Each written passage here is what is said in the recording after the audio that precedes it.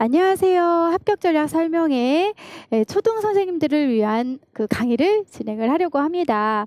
이제 다른 때와는 다르게 제가 초등 선생님들을 위한 합격 전략 설명회를 준비를 했는데요. 그만큼 이제 초등 선생님들은 올 한 해가 아니죠. 내년에 이제 공부를 했을 때 어떻게 준비를 해야 되는지, 그리고 최종 합격으로 가기 위해서는 또 필수적으로 알아야 되는 여러 가지 것들에 대해서 안내를 해드리도록 하겠습니다. 자, 넘겨서 한번 볼까요? 목차로 보시면 첫 번째는 이제 강사 소개를 좀 해드릴 거고요.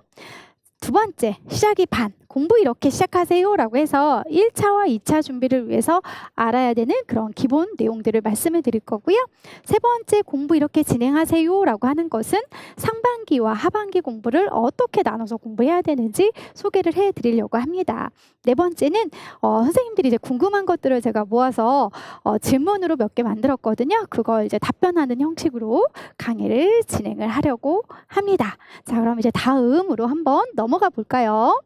자, 먼저 저에 대해서 소개를 해드리면요. 아마 노량진에서 제가 가장 오래된 강사가 되지 않을까 싶습니다. 물론 이제 특수에서만 한정이 되고요. 그래서 일단 그러다 보니까 제가 오랫동안 일탈을 좀 유지하고 있고요. 10년 넘게 이제 강의가 계속 진행이 되고 있고 눈이 보일 때까지 계속 하고 싶습니다. 자, 그다음에 최다 수강생들이 있겠죠. 그래서 전국에 이제 대부분 저희 제자들이 많이 분포가 되어 있습니다. 그리고 그러다 보니까 최대 이제 수강생이 있다 보니 합격생들도 최다 많이 배출이 되고요. 수석 차석이 굉장히 지역마다 많이 배출이 되고 있습니다. 그러면 이러한 서진이라는 저를 선택할 수밖에 없었던 몇 가지가 있는데요. 제가 처음에 많이 싫어했던 몇 가지가 있습니다. 먼저 구조화를 이제 통해서 선생님들이 뼈대를 잡기 위해서 어떻게 하면 좋을까라고 하는 걸 고민하다가 항상 책 앞페이지에 마인드맵을 제가 제공을 해드리고 그 마인드맵 통해서 구조화를 할 수 있게끔 도움을 주는 처음의 지도자가 되겠고요. 그리고 아직까지도 이제 임용이라고 하는 걸 하기 이전에 1월 달부터 강의가 진행이 되는데 그럼 12월 달엔 뭘 할까 선생님들이 많이 고민을 하셔서 특수교육학 개론이라고 하는 것을 자료를 통해서 가볍게 임용이라고 하는 장애 영역은 이런 것들이다 라고 해서 무료 특강을 들을 수 있게끔 강의를 마련을 했고요.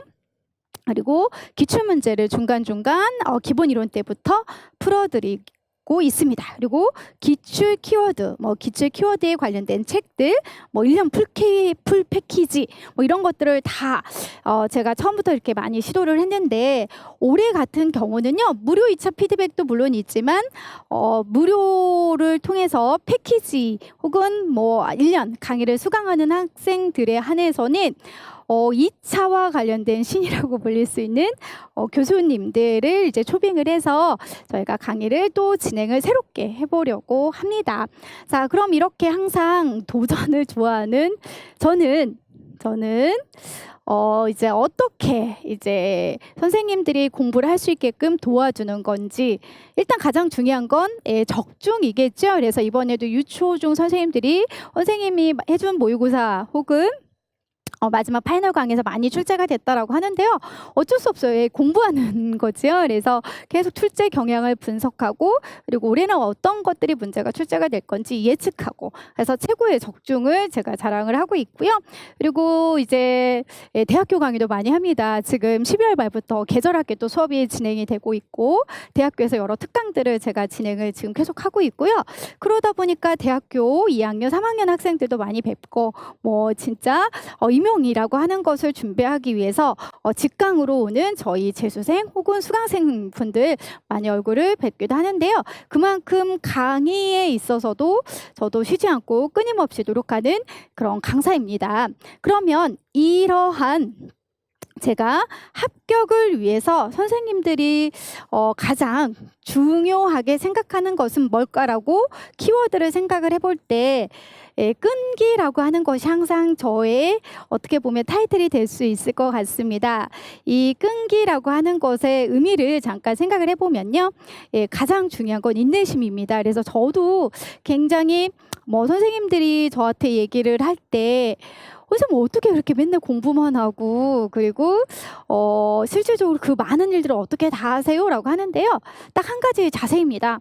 "이 또한 지나가리라."라고 하고 인내심을 가지는 게 가장 중요하거든요. 그런 것처럼 공부하는 수험생들은요. 이게 단기간에 끝내는 공부가 아니라 장기간, 그리고 최근에는 선생님들이 아시겠지만 TO가 급격하게 줄었습니다. 그러다 보니까 오히려 이제 현역 때 합격했던 그 다수의 학생들이 재수, 삼수를 해야만 합격할 수 있는 임용의 관문이 좀 더 좁아지고 있는 건데요. 그러다 보니 합격할 수 있다라고 하는 것을 자신감을 갖기 위해서는 먼저 내가 이 임용이라고 하는 걸 하기 위해서는 짧게 공부하는 걸 아니기 때문에 우리가 인내심을 가지고 끝까지 한번 해보자라고 하는 그런 마음가짐이 가장 중요합니다. 그래서 끈기라고 하는 이 타이틀이 들어갔고, 또 여기에서의 의미는 어떤 것들이 있냐면요. 끝내주는 기본 이론, 끝내주는 기출, 끝내주는 기출 용어 등등 해서 제가 이런 용어를 많이 써요. 그러다 보니 일단 끝내준다, 이런 최고의 의미도 있고요. 책도 좋고 강의도 좋고 이런 의미들이 있고요. 그리고 임용을 최종 합격으로 마무리한다라고 하는 끝낸다는 의미도 포함되어 있습니다. 그래서 끈기라고 하는 이 용어를 생각하면서 선생님들이 올해 이제 내년이죠. 내년에 합격할 수 있게끔 잘 이끌어 드리도록 하겠습니다. 그렇다면 자, 이제 한번 넘겨서 살펴볼 건데요. 알아둬야 되는 것이 있다는 거죠. 첫 번째는 합격자분들이 어떻게 공부를 했는지에 대해서 선생님들이 합격수기를 읽어야 됩니다. 그래서 합격자의 노하우를 활용하는 방법, 그리고 한국사를 반드시 따셔야 되는 거죠. 그래서 한국사를 따야 되는 거, 그리고 임용시험을 위해서 가장 중요한 내가 알아둬야 되는 그런 지식들이 무엇인지에 대해서 설명해 드리려고 합니다. 자, 첫 번째, 합격자 노하우를 활용하는 방법입니다.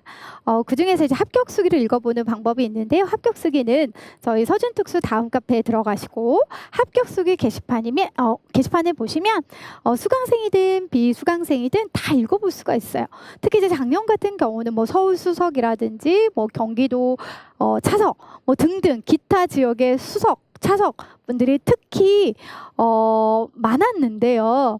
또 그중에서도 초수분들 중에서도 이렇게 굉장히 고득점으로 또 활용하신 분들도 많았습니다. 그래서 지금 공부를 처음 준비하시는 분들은 이 합격수기 적어도 한 10가지 정도 선생님들이 선별해서 읽어보시고 자신과 맞는 방법을 좀 맞겠다라고 하는 것을 좀 선택을 하시고 그에 따라 따라가는 것도 좋은 방법인 것 같습니다. 자, 두 번째는 최종 합격자 특강 영상이 준비되어 있습니다. 저희 카페를 보셔도 되고 유튜브를 이제 검색하셔도 되니까요. 이 합격자들의 노하우 활용을 아는 것도 공부하는 데 있어서 지름길이라고 보시면 되겠습니다. 자, 그 다음에 한국사 시험을 따셔야 되죠. 그래서 이 한국사는 반드시 선생님들이 따셔야 되는 것이기 때문에 보통 3학년 1학기 때, 2학기 때 이렇게 많이 따시긴 하더라고요.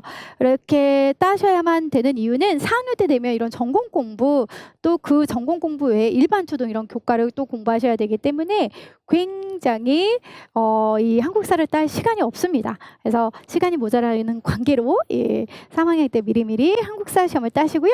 이 한국사는 이제 한국사에 관련된 검색을 하셔서 일정 보시고 신청하셔서 이제 시험을 보시면 되겠습니다. 자, 세 번째는 알아두어야 되는 건데 이게 가장 중요하죠. 1차 시험입니다. 시험 과목은 1교시, 2교시, 3교시로 이제 이루어져 있고요.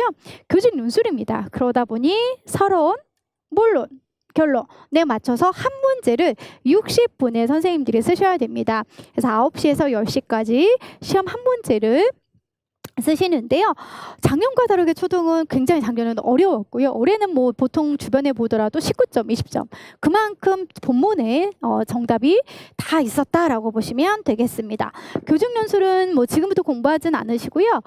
특히 교직논술은 어떤 특수교육학에 대한 배경 지식이 있어야 되기 때문에 제가 때 되면 다 강의를 올립니다. 그 때 되면 강의를 올리는 게 이제 상반기 한 5월, 6월 정도 어느 정도 이론을 좀 배웠다라고 생각을 했을 때 이 강의를 진행을 하거든요. 그만큼 교직 논술이 중요한 이유는요. 문제가 어렵게 나오든 쉽게 나오든 1교시에 본다는 거죠. 1교시에 보기 때문에 1교시에 내가 컨디션이 좋지 않은 상황에서 본다면 2교시, 3교시의 교육과정 A, 교육과정 B도 영향을 주기 때문입니다. 자, 그래서 일단 한 문제가 20점으로 60분 안에 시험을 보시면 여기가 교육과정이라고 보시면 돼요. 자, 교육과정 A와 교육과정 B 그래서 70분 동안 40점으로 해서 2교시, 3교시 그렇다면 100점 만점으로 해서 합격이 주어지는데요.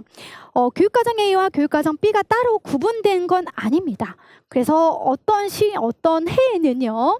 교육과정 A에서 시각장애가 A에 나왔다면 어떤 해는 A가 아닌 B에 교육과정 B에 문항 배치가 되기도 하고요. 그래서 문항 배치는 A든 B든 상관없이 그냥 우리는 각각 70분에 8문제, 8문제를 보는구나. 그 8문제를 우리가 문제 다 정답에 관련된 거 다 쓰고 제출하는 것까지 70분이라고 생각하시면 되겠습니다. 올해 이 초등 같은 경우는 합격한 그 점수가 지역마다 좀 많이 차이가 났거든요. 그만큼 역시 작년과는 다르게 조금밖에 이제 뽑지 않기 때문에 컷이 많이 올라갔고요.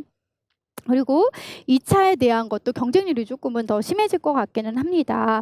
그만큼 우리가 초등과 관련된 부분에 있어서 저는 이제 특수교육의 강사이기 때문에 특수와 관련된 부분을 설명을 드리겠지만 추후에 선생님들은 그 백구팀 관련된 초등특수 공부의 방향도 같이 꼭 들으셔서 정말 초등을 내가 선택한 이상 임용 공부를 하기 위해서는 일반과 즉 일반 초등과 이 특수교육학이라고 하는 이 특수교육이라고 하는 전공의 공부를 같이 해야만 합격을 할 수 있겠구나. 왜냐하면 계속 초등에 관련된 문항의 비중이 좀 많아지고 있어요. 그래서 8문제면 과거에는 보통 이제 4개 그러면 2개, 6개는 저희 특수교육학에 관련된 전공, 장특법, 특수교육 교육과정 등에서 이렇게 문제가 출제가 됐다면 두 문제는 일반 초등에서 갖고 왔는데요.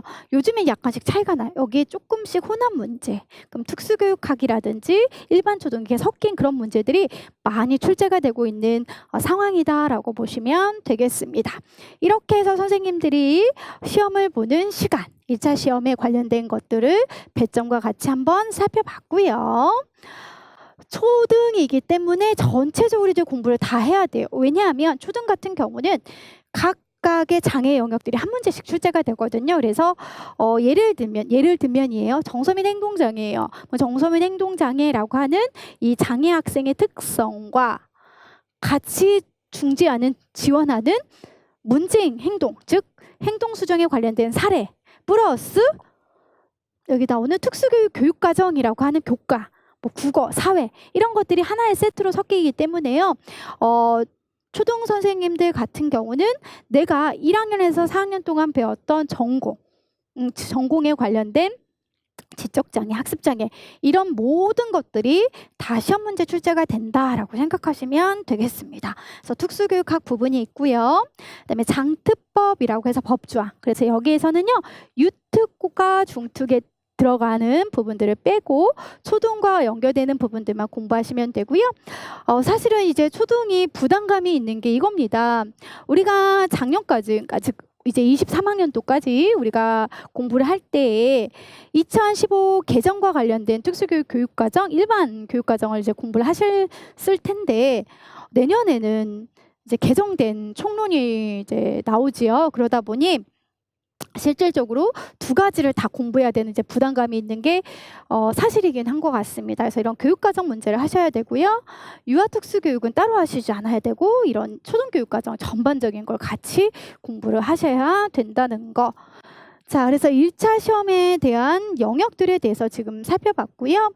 그리고 2차 시험이 있습니다. 2차 시험은 지역마다 굉장히 다른데 주로 이제 면접이라든지 지도안을 쓰는 거, 수업 시간.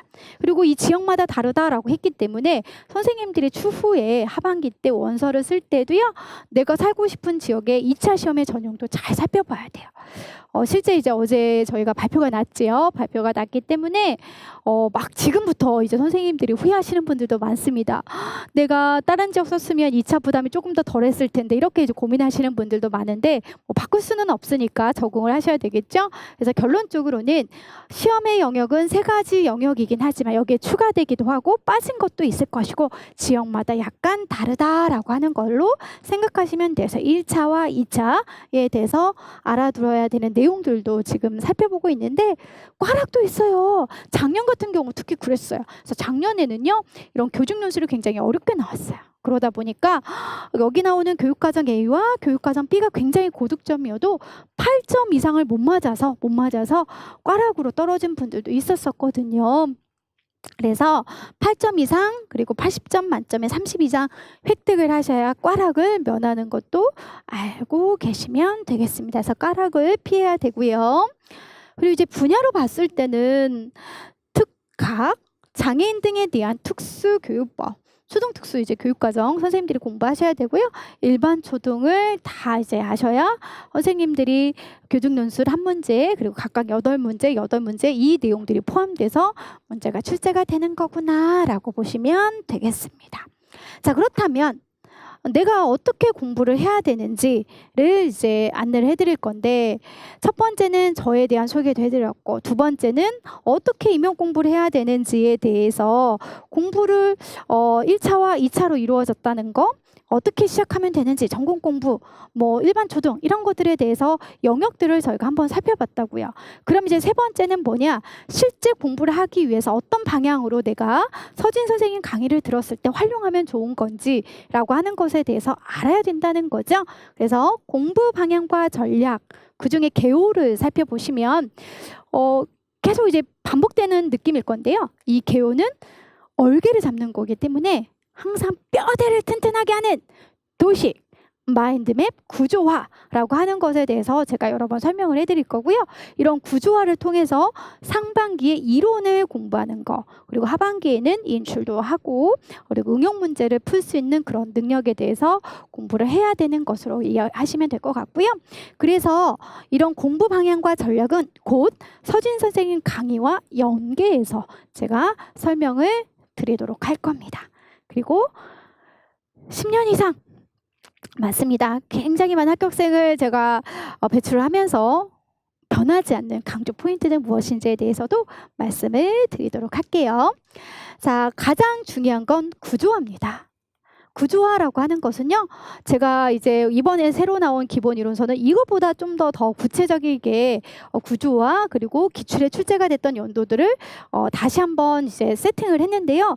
그만큼 이 구조화라고 하는 것을 좀 튼튼히 해주셔야 나중에 문제가 출제가 돼도 촉구는 반응과 자극이 있었었지 자극은 2가지가 있었는데 라고 하는 것을 그대로 머릿속에서 기억을 하면서 인출하는 능력까지 할 수 있는 가장 중요한 것이기 때문에 선생님들은 계속 초반에는 이론을 공부할 때는 이 구조화를 계속 반복적으로 하면서 선생님들께서 머리에 암기, 구조화가 딱딱딱 어디에 있는지까지 될 수 있게끔 공부를 하셔야 됩니다. 그래서 어쩔 수가 없어요. 이걸 하지 않으면 내가 아무리 했던 많은 공부들이 뒤죽박죽되어서 인출이 되지 않거든요. 그래서 힘들어도 이 구조화를 반드시 하셔야 된다는 거.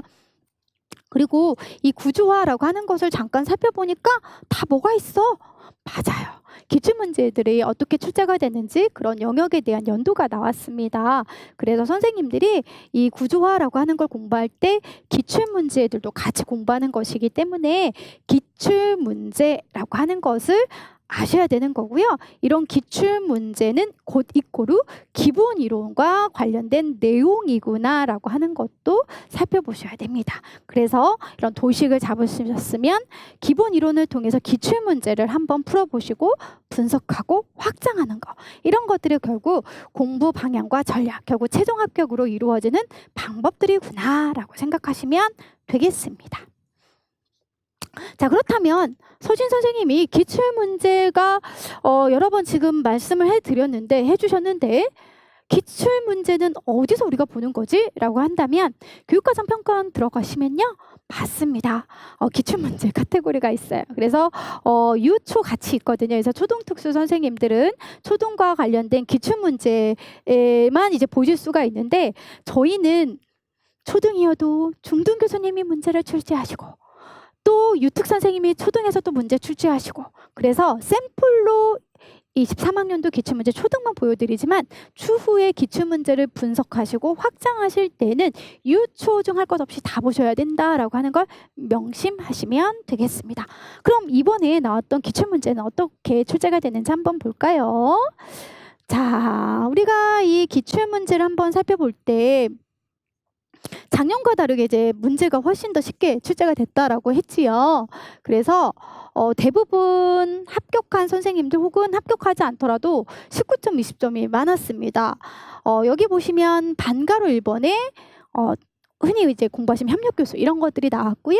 반가로 2번에는 촉진과 관련된 거, 반가로 3번에는 공간적 지원과 시간적 지원에 대한 방법들인데, 이런 공간적인 것과 시간적인 거는요 추후에 맞습니다. 교육과정 제 기억에 B였던 것 같아요. 똑같이 이거 생각해서 정답 쓰는 게 또 교육과정 문제 있기도 했었습니다. 자, 그래서 첫 번째 반가로 1번 물어보는 협력교수가 4점, 촉진과 관련된 문제가 2점, 그리고 지원과 공간적 지원과 시각적 지원, 환경과 관련된 부분이 6점으로 문제가 출제가 된 사례를 한번 살펴봤고요. 자, 특수학교 이 초등교육과정에 관련된 걸 보면 2교시에 8문항이고 40점. 그럼 이 8문항에는요 특수교육학만 있을 수도 있고, 특수교육학의 특과정 그리고 장특법이 섞일 수도 있고, 혹은 특과정 총론만 있을 수도 있고, 일반 초등하고 뭐 혹은 특과정 등등 뭐 장애 영역, 특수교육학 이런 것들이 계속 혼합된 그런 형태라고 보시면 될 것 같은데요.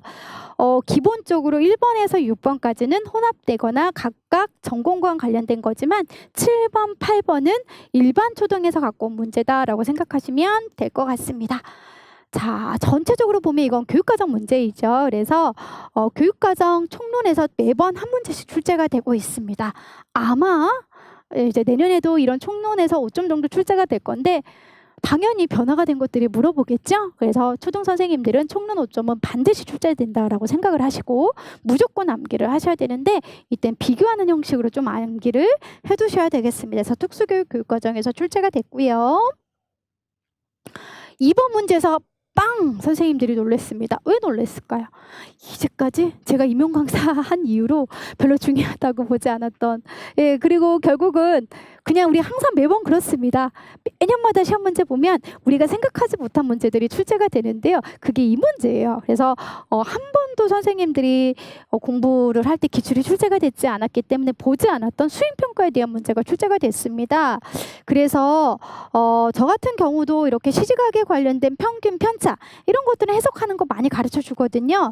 그런데 수행사정이라든지 관련된 이런 기준표들은 대부분 선생님들이 공부하는 영역에서 좀 배제가 되기 때문에 잘 이제 선생님들이 어려워했던 그런 문제이기도 해요. 가장 어려웠다라고 하기도 하고, 여기에서 아마 평균을 다 선생님들이 많이 깎여졌다라고 저도 예측을 하는데요. 근데 사실 그거는 크게 생각을 해보면 수행평가가 결국 과정과 결과를 보는 거잖아요. 그런 거 쓰는 것이었거든요. 그래서 새롭고 어려운 문제가 주어졌다고 해서 너무 당황하지 않는 게 가장 중요한 거고, 어떻게든 여기서 끄집어 와서 내가 배웠던 수행평가에 대한 일반적인 지식, 그래서 서진 선생님도 과정과 결과 굉장히 중요하다고 했었지, 그런 것들로 이거를 살펴보는 거구나라고 해서 좀 유연하게 대처하면서 넘어가야 되는 그런 문제였다라고 보시면 되겠습니다.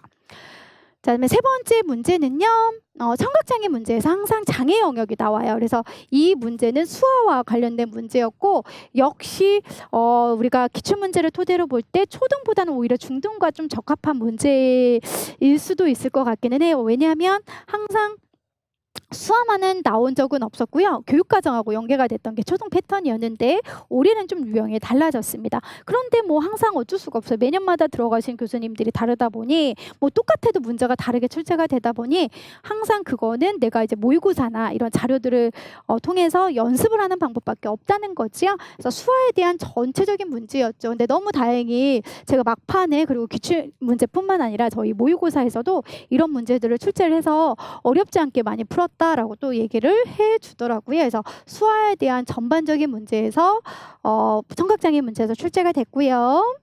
그다음에 네 번째 문제에서는요, 의사소통. 그래서 제가 이것도 여러 번 선생님들에게 해드렸습니다. 반가로 1번 문제는 대부분이 이제 우리가 이런 모형들은 일반 초등에서 많이 공부하세요. 일반 초등과 연계되는 문제, 그리고 많이 저희가 뭐 짝자극 기법이라든지 이렇게 오류의 형태를 이렇게 찾는 문제들, 말도듬, 뭐 유창성, 이런 부분들은 저도 많이 다뤘던 그런 문제 형식에서 그렇게 어렵게 출제가 되지 않았던 문제였습니다.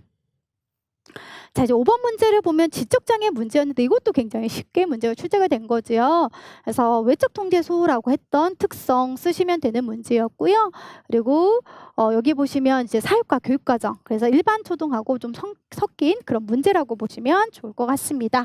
반가로 1번, 반가로 2번은 특수교육학에 나왔던 외적 통제소라든지 일반 초등과 관련된 그런 부분이었고, 반가로 3번은 너무 쉬운 문제였었죠. 그래서 제가 여러 번 마지막에도 그렇고 모의고사에서도 설명해드렸던 지역사회 중심 교수라든지 자기결정, 이런 부분의 문제로 출제가 되었던 사례였다.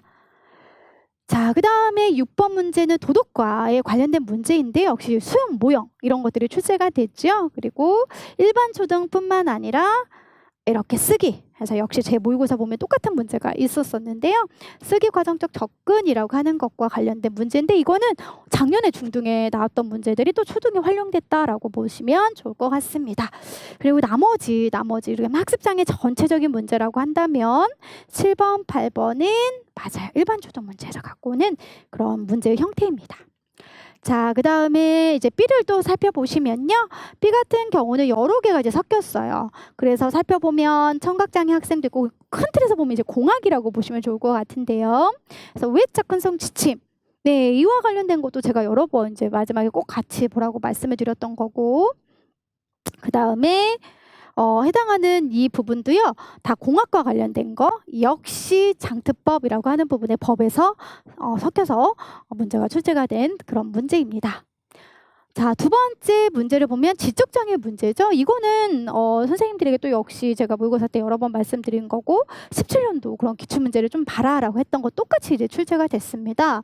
그래서 뭐 자연적 지원이라든지 특히 이제 보시면 이런 통합교육 부분만 출제가 같이 이제 연계가 된 부분인데, 결론적으로는 맞아요. 특수교육학 부분에 있어서도 교수님들이 좀 작년에 너무 어려워서 그런지 전반적으로 교육과정 A나 교육과정 B가 좀 작년보다는 쉽게 문제를 출제를 했다라고 보시면 좋을 것 같습니다. 자, 3번 문제를 보시면 그림카드를 잘 이해를 하는 그런 자폐 아이에 관련된 문제인데요. 부분 집중, 역시 마지막에 꼭 부분 집중 보라고 했던 거. 유아랑 똑같죠. 가해자극 촉구 예시하는 거. 그리고 통합교과에서 문제가 출제가 났고요. 시각적 일과표. 그래서 아까 교직논술에서 봤던 한쪽은 공간으로 이동할 수 있게끔 시각적인 자료를 제공하는 거, 그 다음에 끝날 시간이 됐다는 걸 이런 시간적으로 지원하는 이런 게 키워드였다라고 보시면 될 것 같습니다. 자폐와 관련된 문제였고요. 그 다음에 4번에 관련된 건 이제 보시면 아시겠지만 품행장애가 역시 또 나왔습니다. 정서및 행동장애와 실과, 그리고 자폐에서 우리가 보는 상황 이야기, 이런 것들이 교과로 연결이 되었던 그런 문제입니다. 그러다 보니 계속 이제 우리가 살펴봤던 것처럼 초등은 아동의 사례도 있고 장애 영역에 연결된 청각장애, 아니면 뭐 자폐, 정서행동장애, 그리고 이런 교과, 실과, 사회, 뭐 이런 것들이 계속 같이 세트로 문제가 출제가 되고 있지요. 여기서 보면 중도 중복이라고 보시면 되겠습니다. 그래서 큰 틀에서 이제 지체장애, 보완대체와 연결되는 문제인데요. 보시면 아시겠지만 일반 초등에서도 연결되는 문제이기도 합니다. 그리고 나머지 이제 여기 보시면 건강장애, 이게 선생님들이 좀 의외였던 문제, 왜냐하면 이제까지 건강장애 문제가 한 번도 출제가 되진 않았었는데 개인적으로는 충분히 보라고 또 말씀을 드렸던 파트이기도 합니다. 그래서 보조공학과 관련된 부분이라든지 건강장애와 관련된 법 부분 연계가 되는 문제였고요. 그 다음에 이 반가로 2번 부분에 있어서는 모로 반사라든지, 그 다음에 체육과 관련되어 있는 일반 교과의 그런 문제였습니다. 그러다 보니 선생님들이 중간중간 일반 교과를 공부하지 않는 분들은 상대적으로, 왜냐면 특수교육 전반적인 것은 난이도가 그렇게 있진 않았거든요. 일반 초등을 어떻게 공부하느냐에 따라서 약간씩 고득점과 그렇지 않는 분들이 좀 차이가 났던 것 같기는 해요. 7번, 8번은 일반 초등에서 언급하고 있는 내용들이었습니다. 이렇게 해서 1교시, 2교시, 3교시를 문제를 푸는 그런 기출문제에 대해서 한번 살펴봤고요. 기출문제를 봤으니까 우리가 답안지에서 옮기는 것도, 답안지도 또 많이 보고 싶어 하시더라고요. 그래서 저는 답안도 한번 살펴보려고 하는데, 이렇게 이제 선생님들이 교직논술을 공부하실 때 답안지가 줄글로 주어져 있어요. 그래서 서론, 본론, 결론 이렇게 쓰시면 되는데, 한 장을 쓰셔도 되고 두 장을 쓰셔도 되고 상관은 없습니다. 그 대신 이제 선생님들이 본론, 서론 쓰시고 본론을 쓰실 때는요, 이거를 좀 참고하셔도 좋을 것 같기는 합니다. 그게 이제 뭐냐면요, 지금 초등 문제를 2교시, 3교시는 교육과정이라고 했고 1교시가 교직논술이라고 했는데, 교직논술을 쓰실 때 자기 생각을 막 쓰신 분들도 많아요. 그런데 이렇게 쓸 때에는 채점하시는 분들이 굉장히 어려움을 많이 겪어요.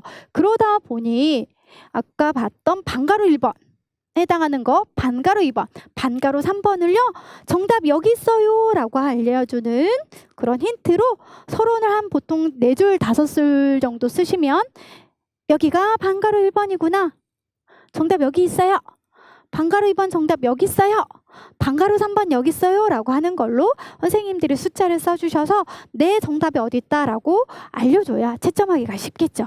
이렇게 논술을 쓰시고요. 결론은 보통 뭐 3줄 이런 식으로 쓰시긴 합니다.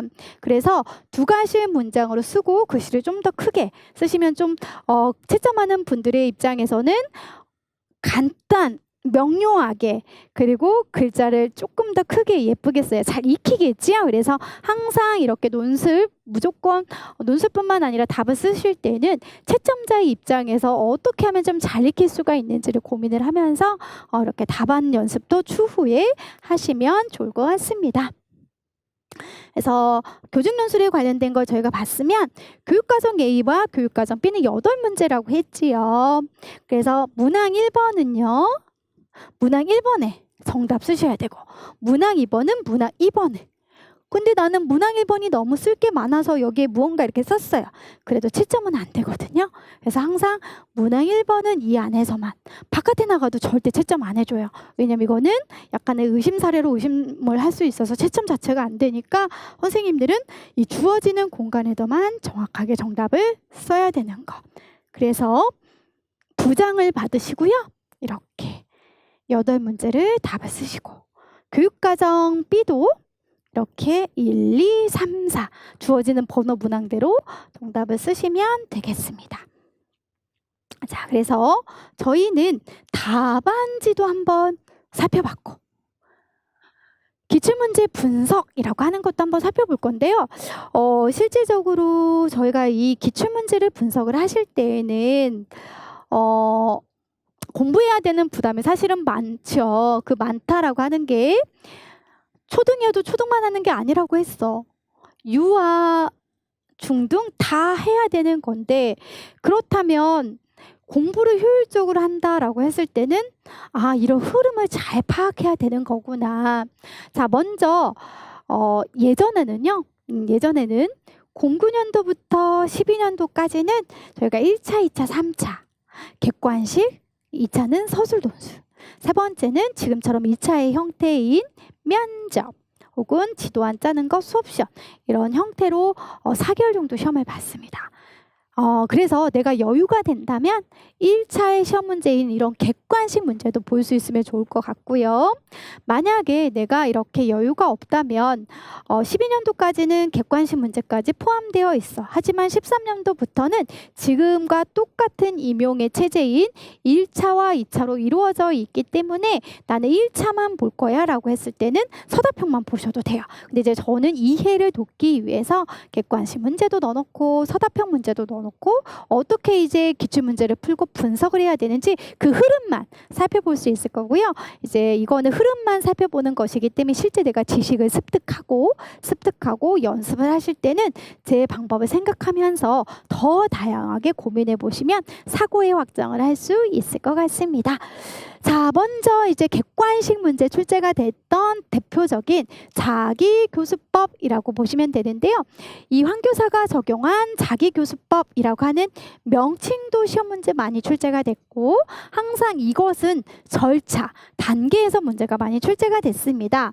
공부를 하신 분들은 아시겠지만 황교사가 과제의 각 단계를 큰 소리로 말하며 시범 보여주는 게 첫 번째 단계이고요. 그 다음에 두 번째는 첫 번째, 두 번째 황교사가 과제의 각 단계를 수행하면서 현우에게는 각 단계를 큰 소리로 말하도록 하는 게 두 번째입니다.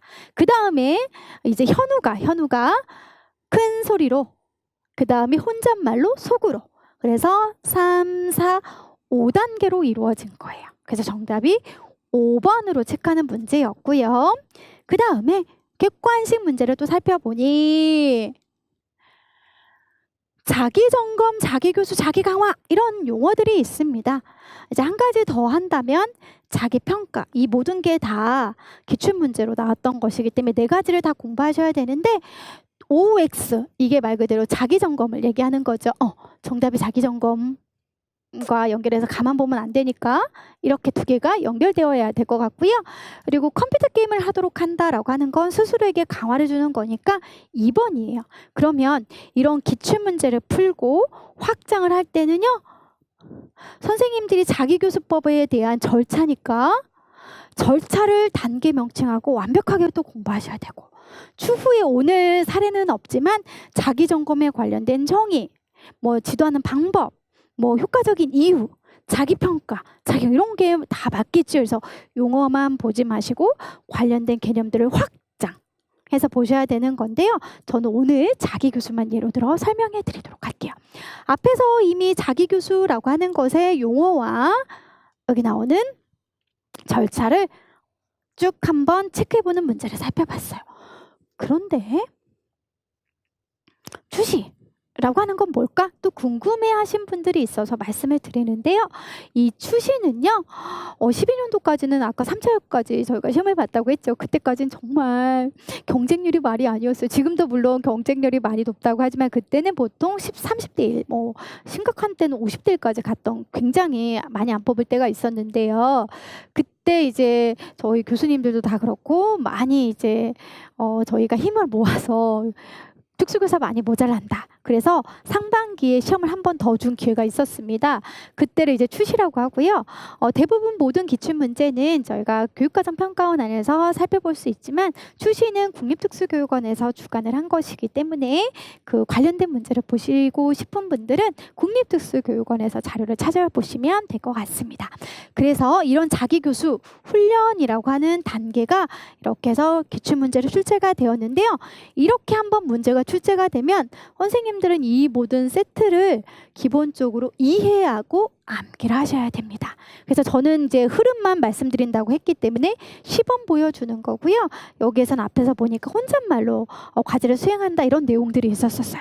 그렇게 해서 정답을 쓰는 건 기출문제를 푸는 거고요. 기출문제를 분석한다는 것은 이제 하나씩 잘 보는 거죠. 만약에 이런 부분들이 빠진다고 했을 때 단계 명칭은 무엇일까? 그리고 비교하는 문제가 출제가 된다고 한다면 큰 소리와 작은 소리 이런 것들을 비교하고 그래서 이 안에서 차이점을 본다면 학생 입장에서는 큰 소리와 작은 소리로 과제 수행하는 거지만 공통적인 걸 본다면 교사 역할이 똑같구나 이런 것들을 선생님들이 분석을 하시고 더 많은 개념들을 확장하시면 되는 거거든요. 그래서 이걸 가만두지 마시고요. 계속 내 스스로가 단계 명칭이라든지 공통점과 차이점이라든지 그 다음에 각각의 교사 안에서 뭐 사례를 집어넣었을 때 어떤 내용들이 들어갈 수가 있는지 이런 것들을 선생님들이 한번 고민을 해보셔야 돼요. 그러면 이런 문제가 그 다음에 초등에 나왔어요. 여기 보실까요? 그럼 이만 고민했던 게 초등에 나왔으니까 그냥 답 쓰면 되잖아요.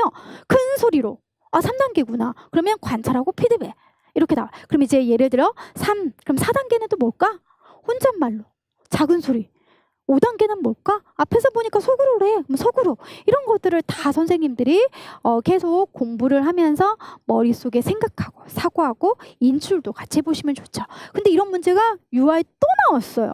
이번에는 사례까지 이렇게 나왔거든요. 그래서 보시면 책을 꽂아요. 그럼 여기서 학생은 빠졌네요. 그럼 학생 뭐예요? 관찰하는 거. 그래서 예를 들어 민수는 관찰한다. 그리고 여기 보면 교사는 있지만 민수 둘 다 있네? 그럼 교사. 아이고 여기 민수 교사 앞에 그대로 있는 걸 대입을 해보면 되죠. 그럼 여기에 고민하지 않아도 돼요. 이거 활용하면 되잖아요. 그래서 민수가 큰 목소리로 책을 꽂아요 라고 말하고 책을 제자리에 놓는다. 그러면 교사 여기에서 둘 다 교사는 관찰하고 피드백. 아 마음속으로 속으로 이렇게 하면 되는 거구나. 또 찾을 수가 있잖아요. 그래서 자기교수법 그다음에 이거 사례 그대로 적용하면 되는 건데요. 이런 문제가 또 나왔어요. 초등에. 그래서 초등에서는 이렇게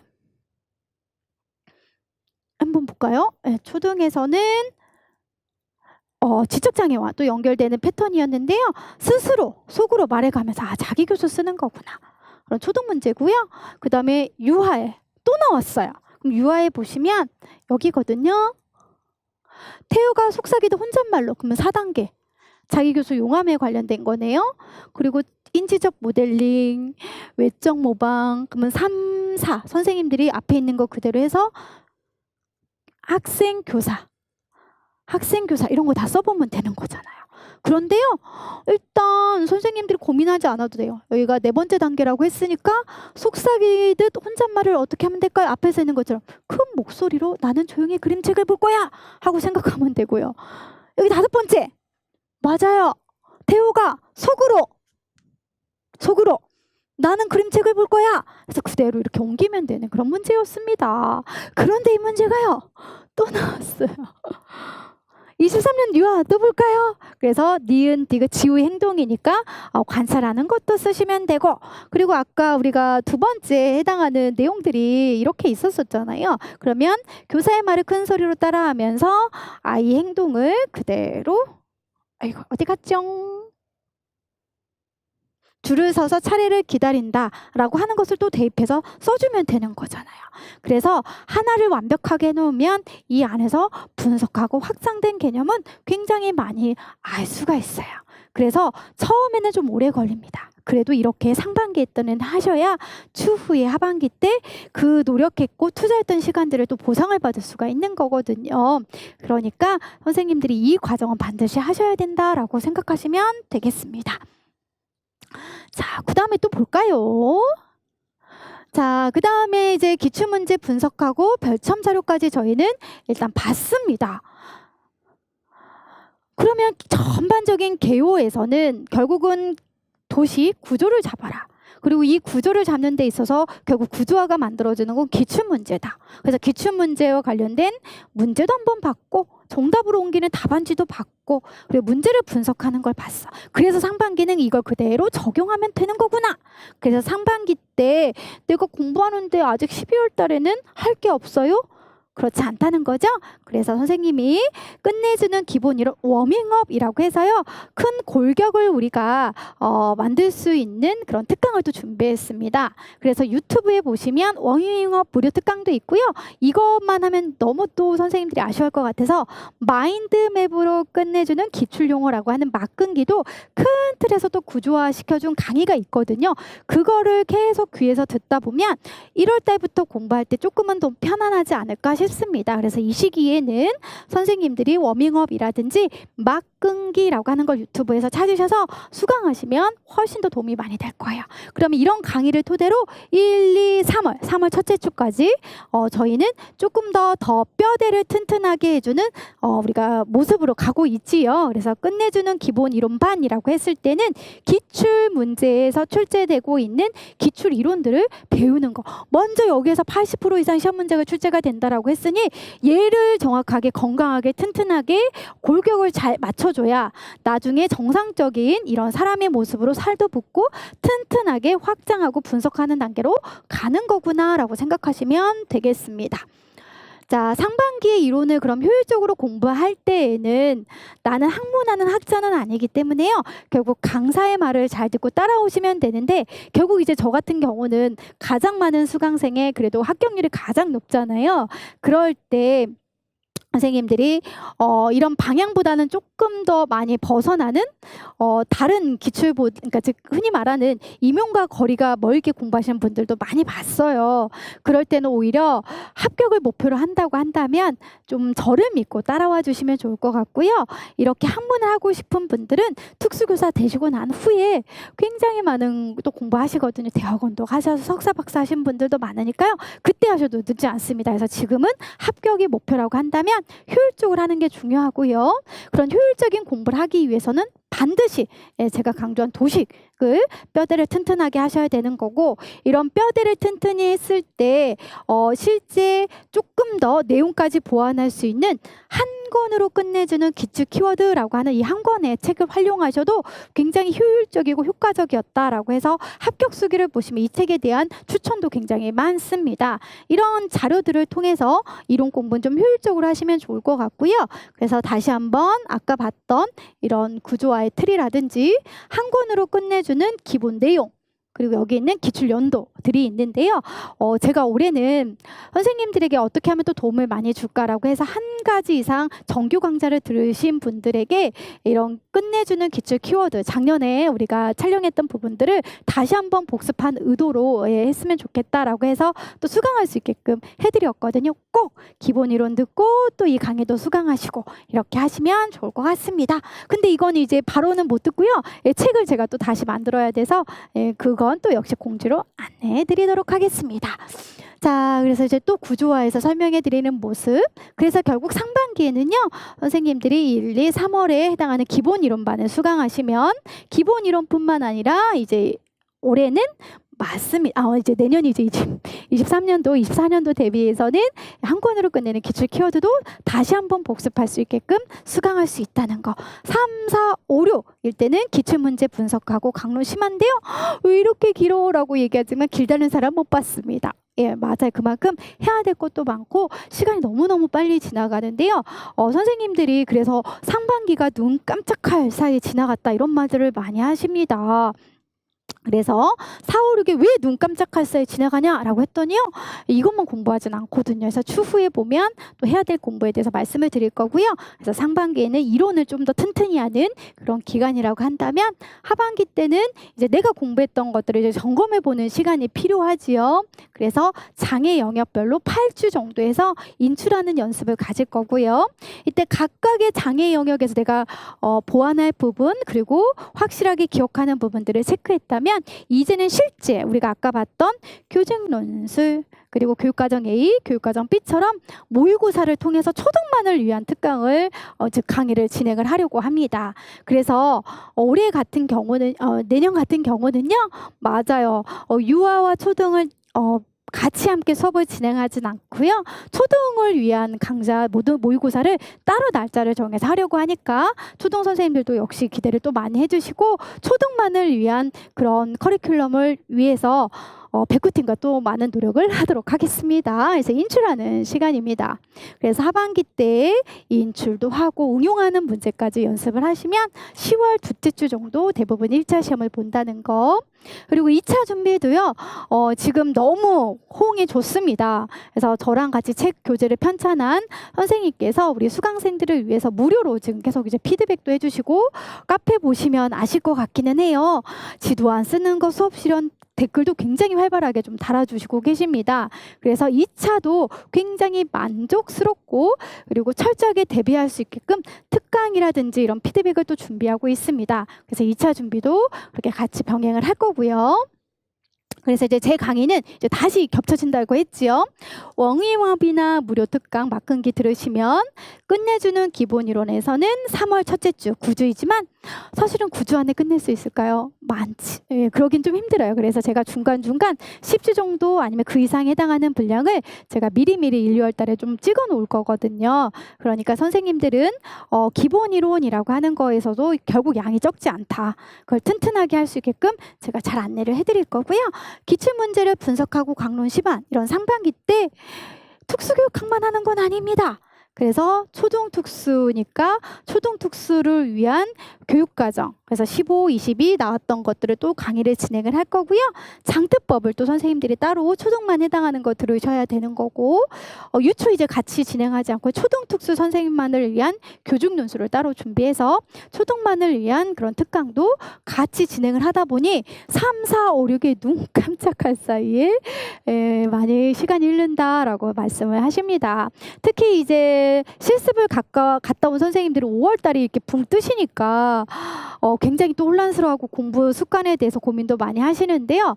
결국 하반기까지 돌아보면 그 실습했던 것도 그냥 내가 시간을 낭비하는 것이 아닌 2차를 준비를 하기 위한 그 기간이기 때문에 선생님들이 상반기 공부에서 실습하는 것 때문에 굉장히 두려움을 느끼신 분들은 미리 다 하시면 되잖아요. 그렇죠? 그래서 자기 그 성격에 따라서 내가 조금은 실습하는 거에 대해서 부담이 가진 분들은요, 기본적으로 상반기에 조금은 이 실습하는 것을 배제한 나머지 시간에 이론 공부를 할 수 있게끔 충분히 좀 투자를 좀 미리미리 좀 하시면 좋을 것 같습니다. 그리고 2차를 위해서는 그런 실습도 굉장히 중요한 기간이다라고 하는 거 잊지 마시고 2차까지 합격해야 우린 최종 합격이 되는 거지요. 그다음에 하반기 때는 아까 봤듯이 문제풀이반 모의고사로 진행을 하고요. 2차를 위한 여러 가지 초등 선생님들을 위한 특강들을 또 어떻게 해줄지 역시 고민하고 있다는 거 강의 계획 전반적으로 한번 살펴봤습니다. 자, 그리고 이제 저희 수강생들이 이제 어떻게 받으면 혜택이 있을 건지 저희가 연간 패키지, 그 외에 또 상반기, 하반기 패키지는 어떻게 이제 제공이 되는지, 그랬을 때 무료 특강은 무엇이 들어가는지 꼭 강의 계획을 좀 철저하게 한번 살펴보시면 좋을 것 같고요. 그 다음에 제가 강조하는 거 맞습니다. 기본에 충실하고 기본에 충실한다는 건 기출에 충실한다는 거예요. 거의 80%는 여기서 기출문제가 출제가 됩니다. 아니면 이 안에서 확장된 주변의 내용들이 나오기 때문에요. 절대 뼈대를 튼튼히 하고 나서 그 안에 기본의 내용을 확실히 알게 이론을 공부하셔야 나중에 인출을 할 때 흔들리지 않는다라고 말씀을 드렸습니다. 그래서 하되 그 충실한 것을 다른 곳에 에너지를 쏟지 마시고 그래서 기본을 보면 알아, 이건 아니고요. 보면 아는 것에 끝나는 게 아니라 우리는 항상 기본에 충실하고 기출에 충실한다는 건 내가 안 보고 인출하는 것까지를 마무리하는 걸 생각하시면 좋을 것 같습니다. 아무리 쉬운 것도 안 보고 쓰려고 한다면 그게 쉽지가 않거든요. 그래서 아는 거에서 계속 선생님들이 끝내지 마시고 인출하는 것까지가 내 공부의 끝이다라고 하는 걸 명심하시면 되는데, 내가 확인을 해보는 건 결국 인출이잖아요. 그럼 이런 인출 방법까지 하기 위해서는 굉장히 많은 에너지, 체력이 필요합니다. 그래서 체력 관리 정말 신경 잘 쓰셔야 되는 거고, 최종 시험은 1월 첫째 주까지 2차까지 있다는 거 잊지 마세요. 그리고 이렇게 체력이 튼튼해야만 멘탈이 흔들리지 않아요. 그래서 지금 어제 합격자 1차 발표 났다고 했지요. 자기가 합격할 줄 모르고 2차가 합격을 했어요. 그랬더니 이제 멘탈이 더 무너지는 거죠. 내가 왜 2차를 안 했을까? 조금 미리미리 해둘 걸. 또 여러 가지 생각들이 듭니다. 결국은 제가 하라는 건 하시면 나중에 다 합격을 하는 그런 지름길이라는 거. 그래서 체력, 멘탈 관리도 하고요. 그리고 뻔한 곳에 답이 있는 거 맞습니다.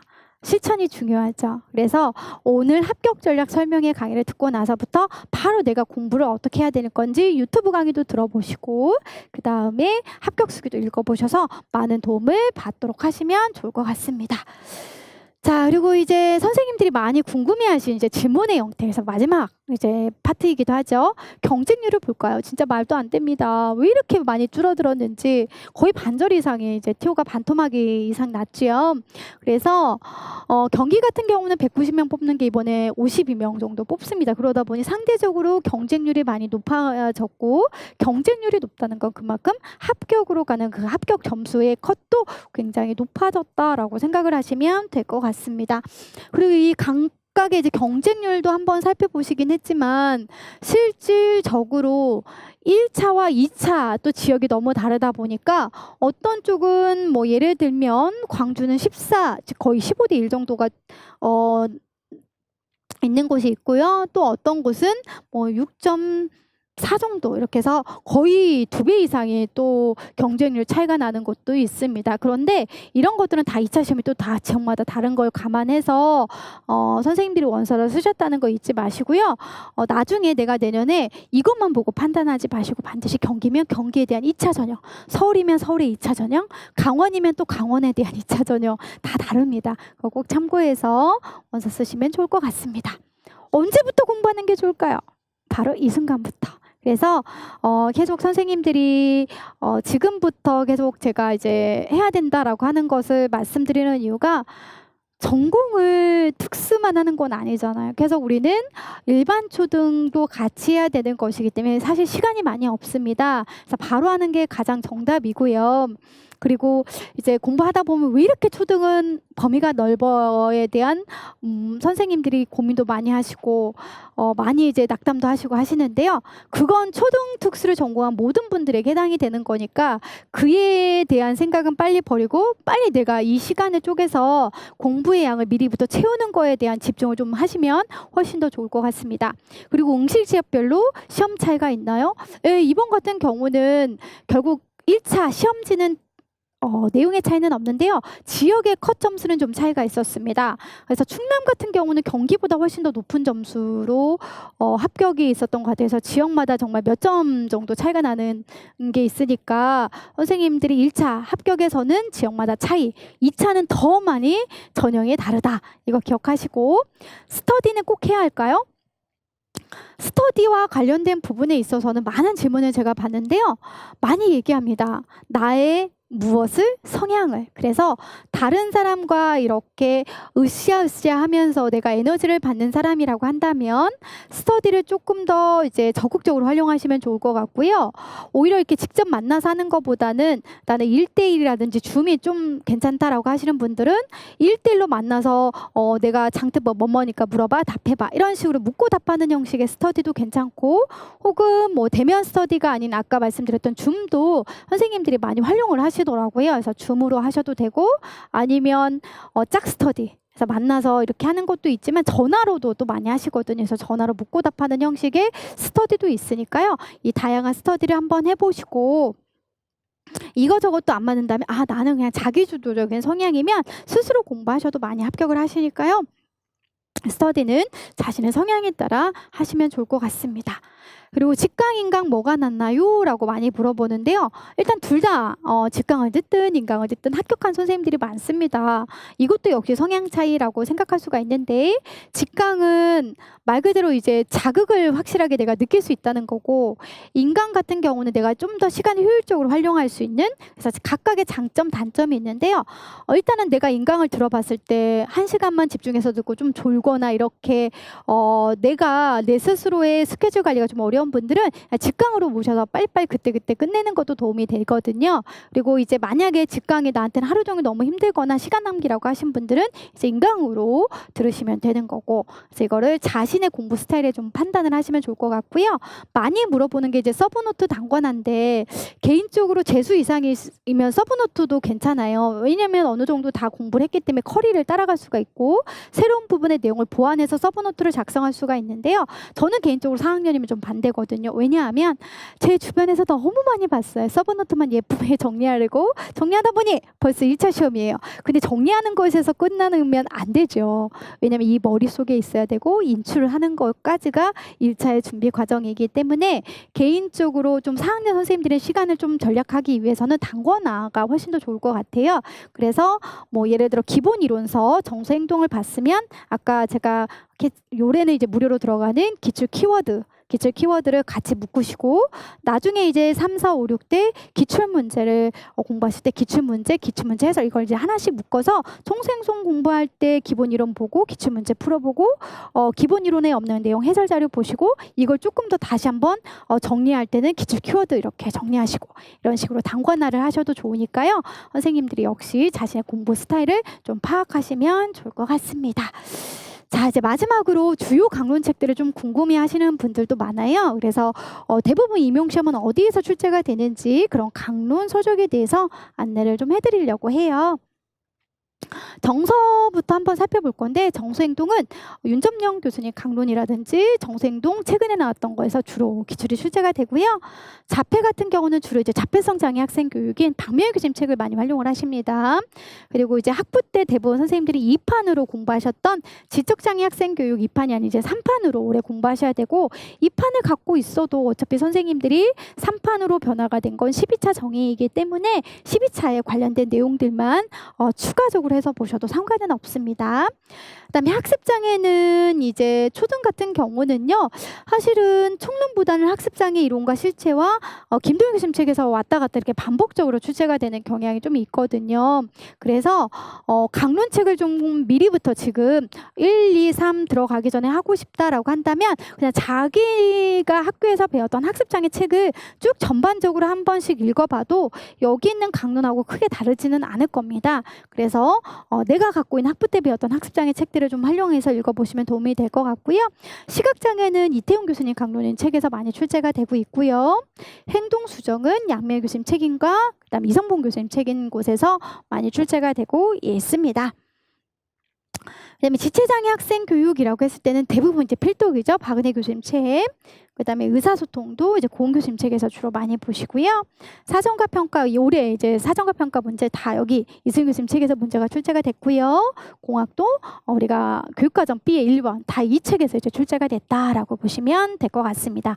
결론적으로는 학부에서 내가 공부를 했던 전공책들이 있으면 지금부터 이제 읽어보는 게 임용의 대비라고 말씀을 드렸기 때문에 제 거 워밍업도 들어보고 막근기를 다 끝내신 분들은 실질적으로 여기에 나와 있는 강론을 쭉 한번 읽어보셔도 굉장히 많이 도움이 되고요. 이런 강론까지 내가 지금 벅차라고 했을 때 지금 이 시기에 강론을 전반적으로 중요한 것들 책을 선정을 해서 강의한 내용도 있으니까요. 이거 꼭 강의 또 도움이 필요하신 분들은 강의를 수강해서 전반적인 흐름을 이해하셔도 도움이 될 것 같습니다. 그래서 강론 책까지 소개를 시켜드렸고요. 저희는 이제 마지막입니다. 마치며 자 임용이라고 하는 걸 공부하기 위해서 이런 일련의 과정을 한번 살펴봤는데 정말 시간 빨리 가겠구나라고 하는 걸 느끼셨을 것 같고요. 그리고 해야 될 공부도 굉장히 많다. 결국 내가 무언가 보상을 받으려고 한다면 무언가 이제 기회비용을 치러야 되는 건데요. 그게 결국 이제 선생님들이 올 한 해 동안 그러니까 내년에 합격을 위해서는 내년에 해야 되는 누군가는 즐겁게 생활을 보냈을 때 나는 공부에 이제 매진할 수밖에 없는 상황이 이제 될 겁니다. 그런데 이 공부는 나 혼자만의 기쁨은 아니라는 거죠. 그래서 나의 합격으로 인해서 온 가족들이 이렇게 행복한 모습, 그래서 예쁜 이렇게 석양을 바라보는 모습을 제가 사진으로 넣어놨는데요. 결국 임용은 나의 합격도 되지만 우리 가족, 내 주변의 모든 합격의 기쁨을 더 누리고 자랑스러워하는 그런 시험이다라고 하는 걸 잊지 마시고요. 공부할 때마다 힘들 때마다 계속 이제 여러 고비들이 있을 건데 나에게 힘이 되는 이런 가족들을 또 생각을 하면서 동기부여하셔도 좋을 것 같습니다. 자, 이상 이 초등 특수 선생님들만을 위한 강의를 마쳤고요. 선생님들이 이제 이어서 또 백구팀에 대한 해설도 이런 합격 전략 설명회도 있으니까 같이 꼭 참고해서 들어주시면 되겠습니다. 오늘 너무 수고 많이 하셨고요. 꼭 저를 믿고 따라오시면 되겠습니다. 자, 수고하셨습니다.